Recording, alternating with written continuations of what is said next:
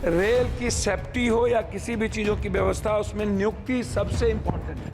हमारे जो ओल्ड बुजुर्ग थे जिनका आपने रेलवे भाड़ा बंद कर दी। आज मेरी बेटी हमसे कह रही थी कि वो नेशनल खेलती है कि जब हम लोकल ट्रेन से पापा टीम के साथ जाते हैं तो सबसे ज़्यादा बच्चियों की सुरक्षा और बाथरूम और हाइजीन किचन की आवश्यकता होती है। उन्होंने मुझसे कहा कि पापा सबसे पहले यदि ट्रेन में कोई व्यवस्था करिए तो आप आग्रह करिए मंत्री जी से कि जनरल जो डिब्बा होता है उसके खिड़की 25 होती है, खिड़की खुला रहता है, खिड़की के लोहा टूटे रहते हैं, स्थिति अच्छी नहीं होती है, वो सुरक्षा की दृष्टि से काफी महत्वपूर्ण है। अध्यक्ष महोदय, प्लीज, थैंक यू। सभापति महोदय, मैं सबसे पहले आपको धन्यवाद देना चाहूँगा और माननीय मंत्री जी का ध्यान,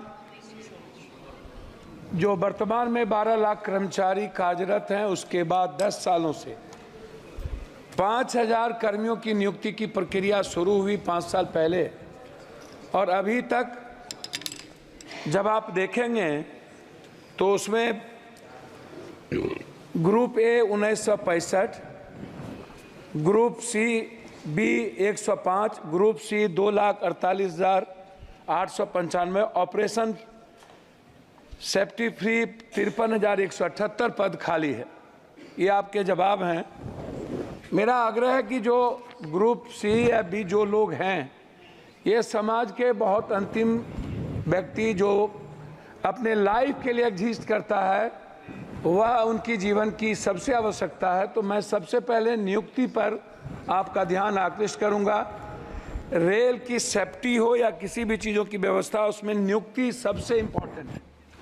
दूसरा, कोरोना के समय जो भी ट्रेन बंद हुई थी रेलवे मंत्री महोदय, मेरा आग्रह है, चाहे जो भी हम सफ़र हो हमारे इलाके का, जो कटिहार से चल के पूर्णिया सहरसा होते हुए अलीगढ़ जैसा इम्पोर्टेंट जगह, सहरसा कोसी सीमांचल के बच्चे अलीगढ़ सबसे ज़्यादा पढ़ने जाते हैं, वह ट्रेन बंद हो गई। मैं कोरोना के पहले 2 बात और कहना चाहूँगा कि आपने 50% हमारे जो ओल्ड बुजुर्ग थे जिनका आपने रेलवे भाड़ा बंद कर दी, साथ साथ हमारे जो पत्रकार हैं जो गाइडलाइन के तहत आते थे, जिनका 50% रियायत पर मिलता था, पत्रकारों को भी बंद कर दिया गया और ओल्ड बुजुर्गों को भी। मेरा आग्रह होगा कि आपसे बार बार सभी लोग मिले हैं और आप चाहते भी हैं, 4 साल पहले से लेके अभी तक उसका शुरुआत रियायत जो थी ओल्ड नहीं हो पाया है।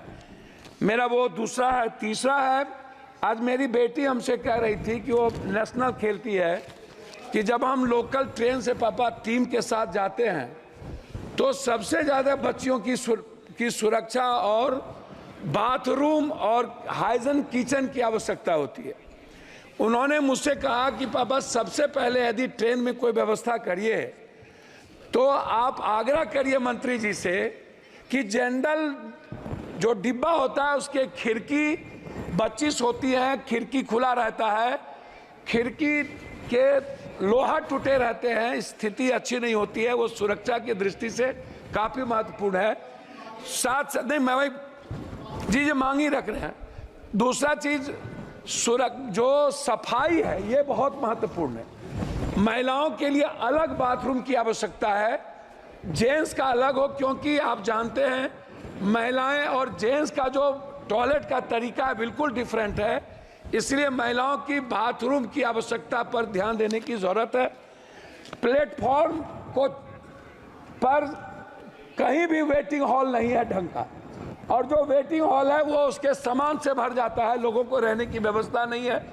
जैसे हमारे यहाँ पूर्णिया जंक्शन है, पूर्णिया कोर्ट है, बनमनकी है, मुरलीगंज है, मधेपुरा, आप इधर कस्बा है, जो जोगबनी से चलने वाली चीज़ें हैं, मैं उसकी बात बता रहा हूँ, तो वो सबसे ज़्यादा महत्वपूर्ण है। दूसरा चीज़, जनरल डिब्बा को बढ़ाने की जरूरत है। हमारे यहाँ से 2.25 करोड़ मजदूर बाहर जाते हैं, 2.25 करोड़, और उनके लिए कोई सुविधा नहीं है। वो बाथरूम में नीचे कोसी सीमांचल मिथिलांचल का सबसे ज्यादा मजदूर आता है, ना तो उनको सुविधा है, ना जनरल डब्बा है, ना उसको टिकट भाड़ा में किराया सही ढंग से वो कर पाता है। तो जनरल डिब्बा को बढ़ाने की एसी के जगह ज्यादा जरूरत है। मंत्री महोदय, मेरा सबसे महत्वपूर्ण जो सवाल है वो है एग्जामिनेशन देने जाने वाले बच्चों के बारे में।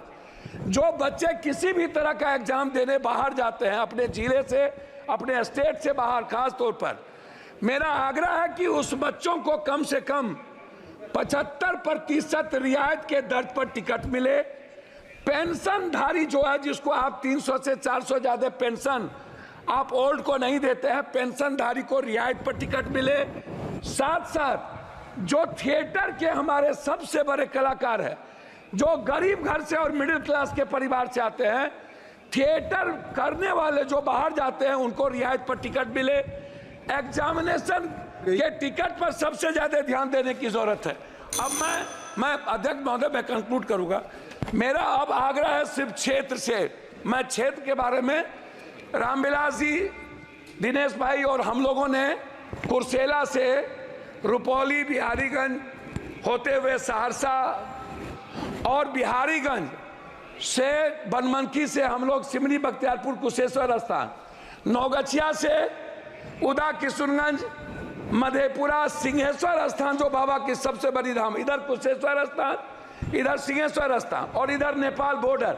मैं नेपाल को जोड़ने वाली जो भीमनगर है, जो नौगछिया से, इधर कुर्सेला से मुरलीगंज होते हुए भीमनगर, और उस साइड में गलगलिया से बनमनखी होते हुए बिहारीगंज, सिमरी, बख्तियारपुर, उदा, किशनगंज होते हुए कुशेश्वर स्थान, और इस साइड सुल्तानगंज से बिहपुर और बिहपुर से आलमनगर होते हुए जोड़ने का काम, क्योंकि सुल्तानगंज देवघर के बीच जोड़ना आवश्यक है। मैं सभापति महोदय अंत करना चाहूंगा।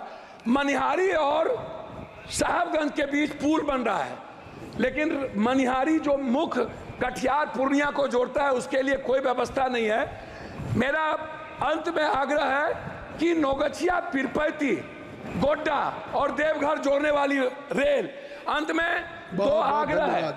जो सहरसा से वैशाली, जिसको हम लोगों ने मिलकर शुरू किया था, मेरा अंतिम है सर 2 लाइन है।